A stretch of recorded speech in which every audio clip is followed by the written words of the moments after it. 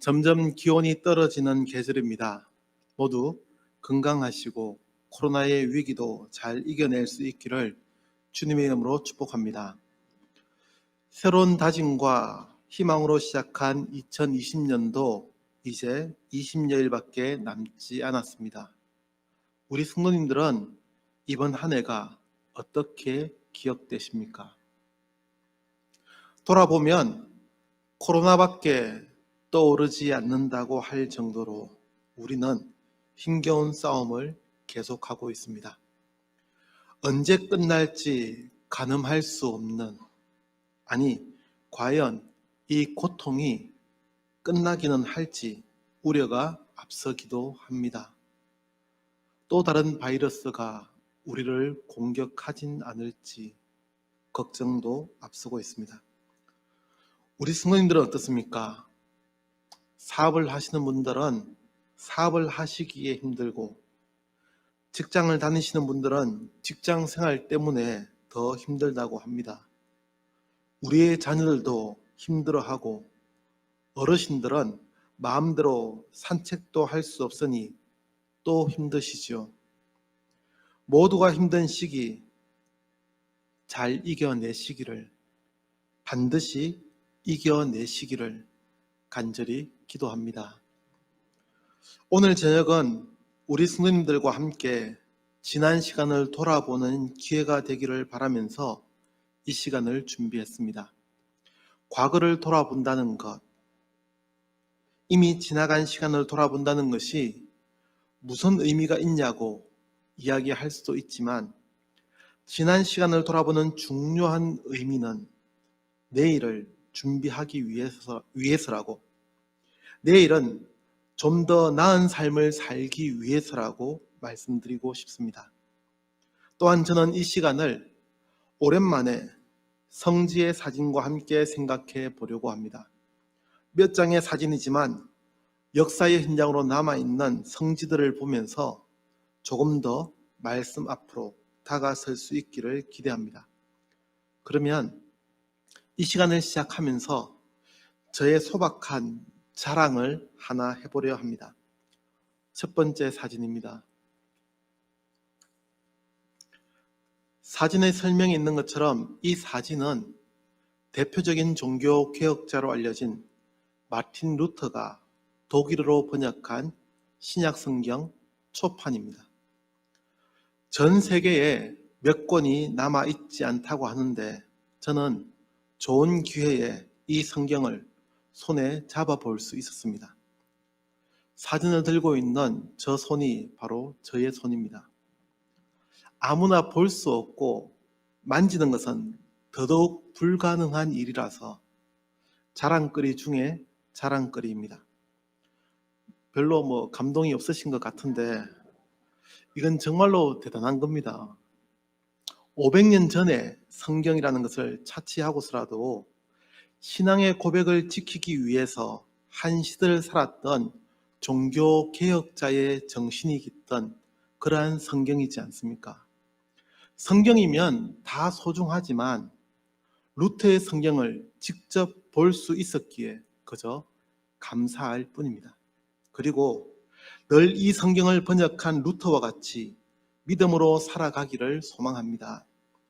그러면 오늘 우리가 찾아갈 성지를 함께 살펴보도록 하겠습니다. 어딜까요? 지명이 작아서 잘 안 보이기도 할 것 같은데 아래쪽 설명에 터키 지도라고 되어 있죠. 우리는 오늘 이 터키에서 동그라미로 표시된 갑바도기아 지역을 살펴보려 합니다.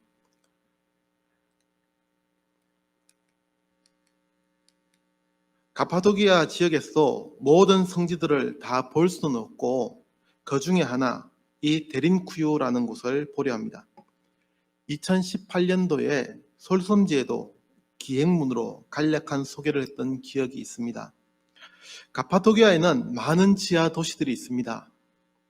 그 중에 가장 큰 지하 도시가 바로 데린쿠유라는 바로 이곳입니다.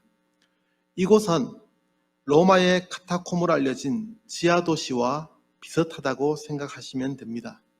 기독교인들이 기독교인들을 핍박하던 시절에 그들의 신앙과 목숨을 지키기 위해서 땅속으로 숨어들어야 했던 아픈 역사의 흔적들입니다. 카타콤과 차이가 있다면 카타콤은 기존의 지하 공동묘지에 숨어들어서 이용한 것인 반면 데린쿠유는 과거 히타이트족이 만든 지하도시와 우물을 기독교인들이 이용하면서 확장한 것이라고 이해하시면 되겠습니다. 데린쿠유의 뜻은 깊은 우물이라는 것이고 가장 깊은 곳인 120m에는 우물이 있다고 알려져 있습니다. 건물로 치면 대략 20층의 높이가 저 땅속에 들어가 있는 것입니다. 현재는 120m까지 다 공개되어 있지 않고 55m 정도까지의 8층까지만 개방되고 있는데 이는 전체의 약 10% 정도만 개방된 것이라고 합니다.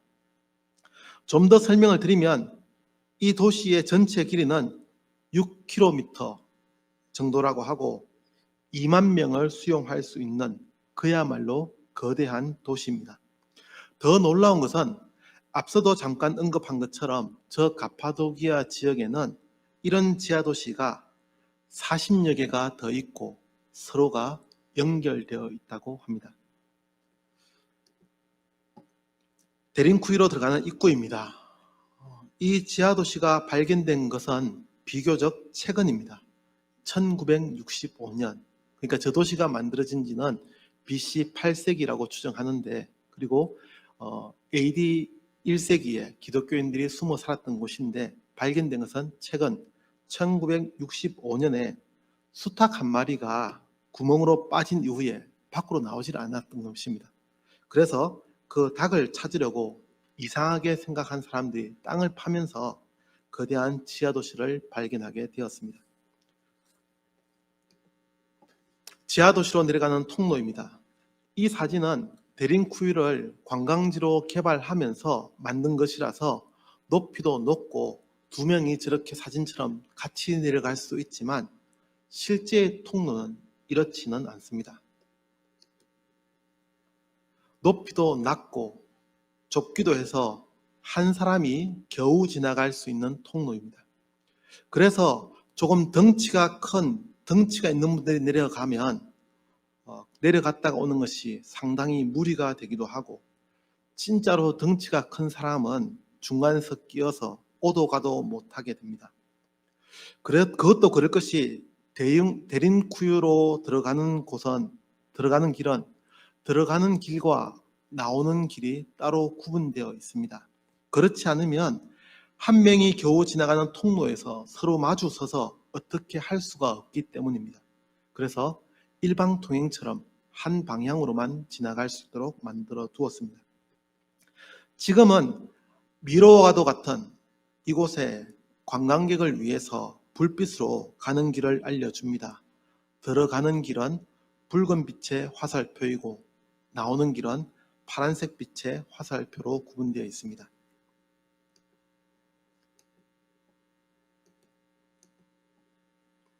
또 이 통로에는 중간중간에 격실을 만들듯 돌문이 있고 안에서는 그 돌문을 열기가 쉽지만 밖에서는 도무지 열 수가 없게 되어 있습니다.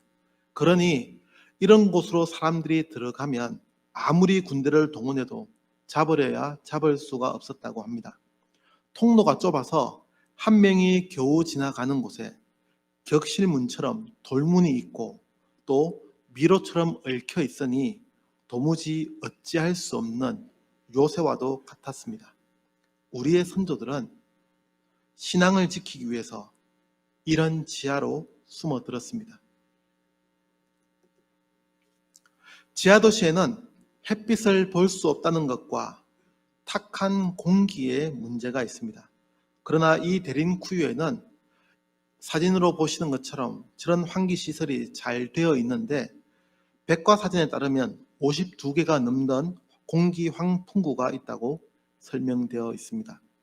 이 외에도 이 지하도시에는 가축의 우리와 곡식 창고, 식당, 학교, 침실, 부엌, 화장실, 그리고 무덤 등이 있으며 교회와 세례를 베풀던 장소도 따로 구분되어 있습니다. 현재 일반인이 갈 수 있는 8층의 제일 마지막 장소는 십자가 모양의 교회가 있습니다.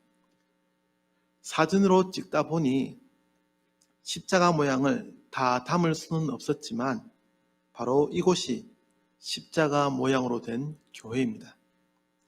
지하로 더 내려가면 어떤 시설들이 있을지 앞으로 발굴을 통해 밝혀지겠지만 도시의 중간에 이런 교회가 만들어져 있는 것을 보며 저 혼자 생각에 박해를 피해서 숨어든 기독교인들이 마지막으로 가야 할 곳, 그리고 피해야 할 곳이 있다면 바로 교회라고 생각한 것이 아닌가라는 생각을 해보았습니다.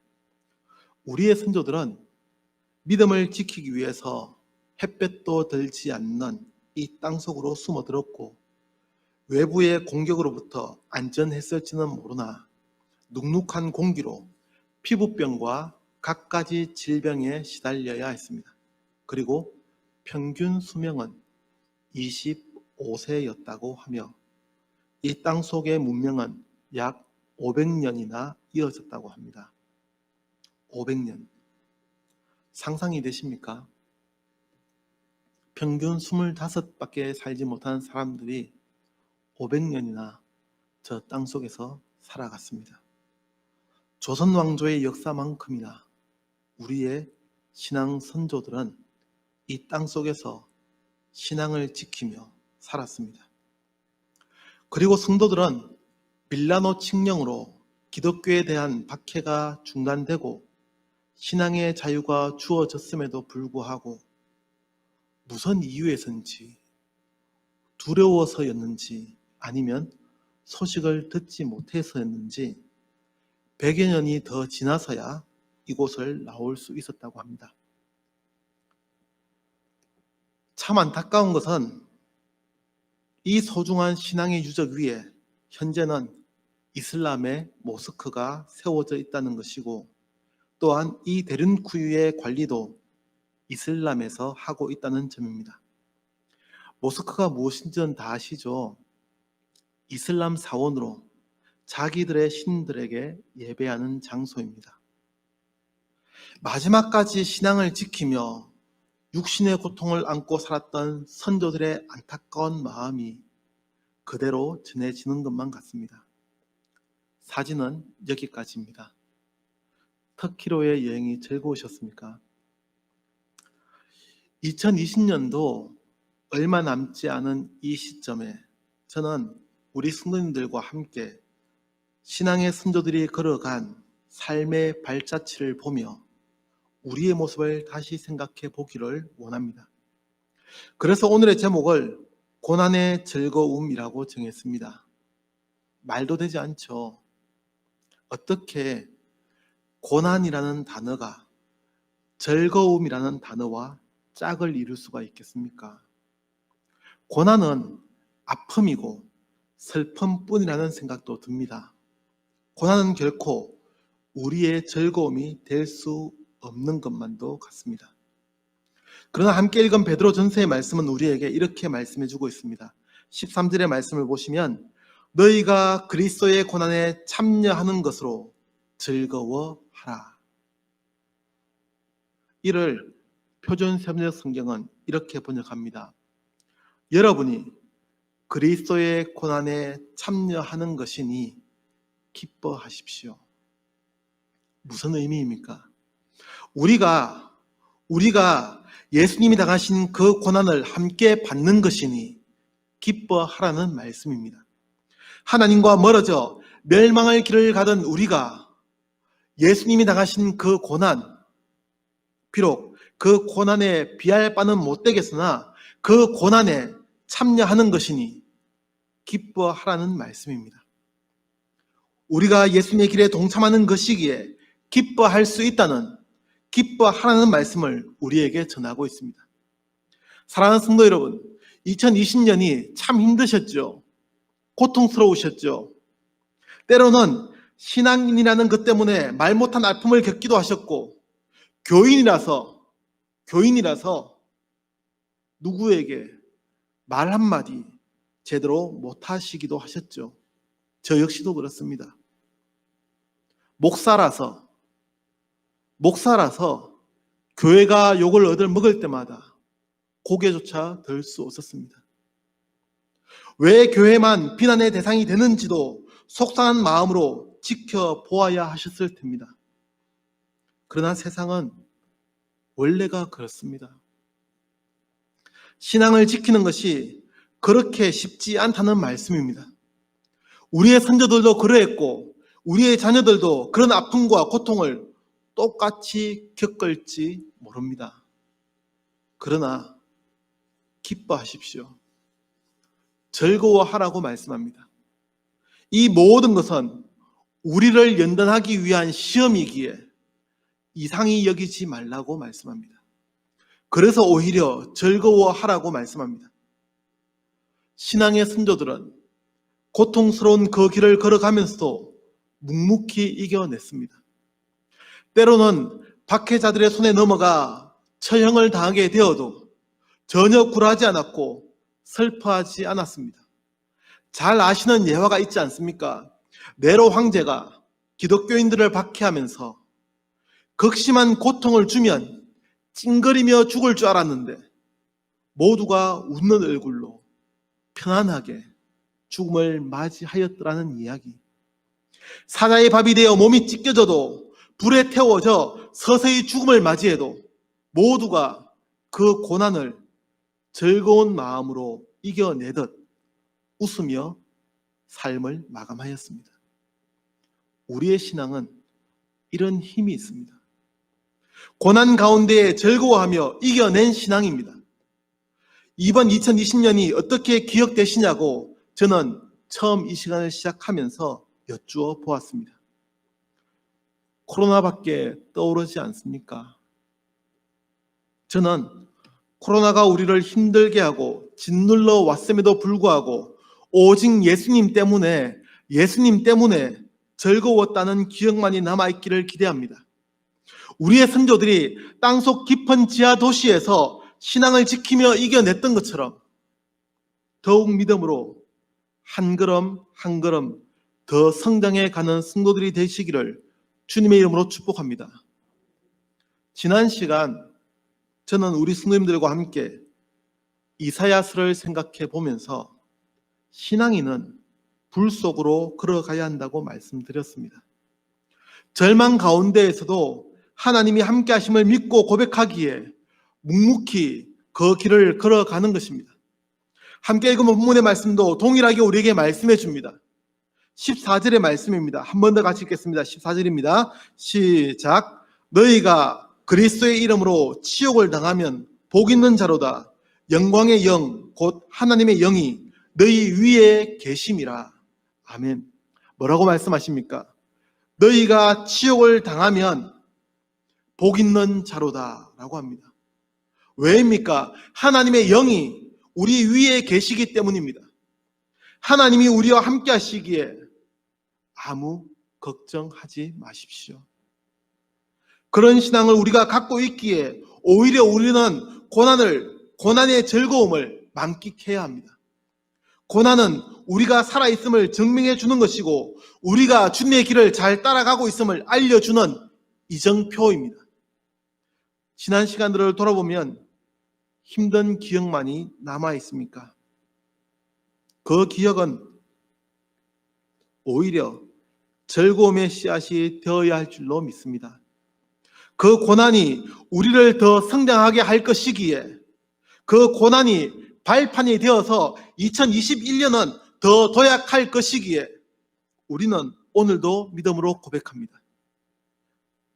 사랑하는 포항 성도교회 성도 여러분, 고난의 즐거움에 참여하며 14절의 말씀과 같이 복 있는 자가 되시며 하나님께 영광을 돌리는 삶이 되기를 주님의 이름으로 축복합니다. 기도하겠습니다. 살아계셔서 우리와 함께 하시는 하나님, 우리가 고난에 내던져져도 하나님이 우리와 함께 하시기에, 하나님의 영이 우리 위에 거하시기에 즐거워하게 하시고 묵묵히 믿음의 길을 걸어가게 하옵소서. 하나님, 참으로 2020년이 힘겹고 어려운 시기였을지 모릅니다. 그러나 하나님이 우리와 함께 하셨기에 즐거운 시절이었노라고 고백할 수 있는 우리의 신앙이 되게 하여 주옵소서. 예수님의 이름으로 기도합니다. 아멘.